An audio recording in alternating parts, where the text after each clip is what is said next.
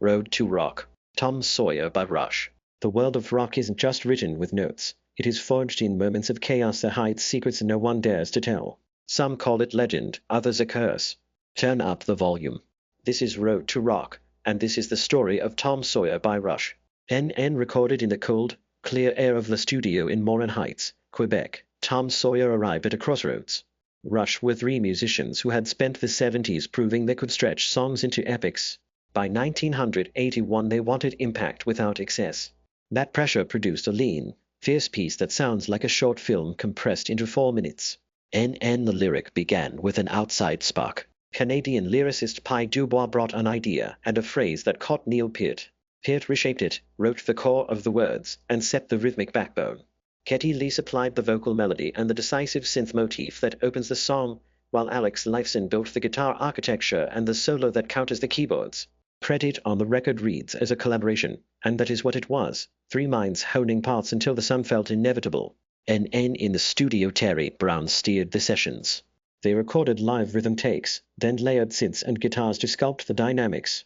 The sound is immediate because of that method. Drums recorded with careful separation, bass and synth locked together, guitar pushed into the gaps. Analog keyboards give the track its metallic sheen.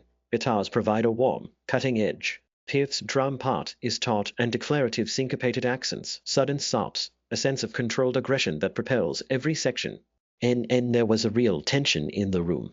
Alex worried that keyboards could become the dominant voice, changing the trio's identity. Geddy and Neil argued for texture and clarity. At push and pull is audible. Guitar and synth trade space rather than compete, producing a balanced but modern sound that would point the band toward the 80s without abandoning muscle. NN musically, Tom Sawyer is built on contrast. Tight, punchy verses give way to a broad, anthemic hook. Rhythmic quirks keep it unpredictable while the production keeps it radio-ready. Lifeson's solo arrives like a response rather than an escape, concise and melodic where many of their earlier solos would wander. And the result reshaped Rush's trajectory. The song became their signature on radio and in the arena, a bridge between prog complexity and streamlined rock. It allowed them to expand their audience and to pursue more synthesized textures in later records, while proving they could still command power in 4 minutes. If you listen now, you hear a band negotiating identity in real time.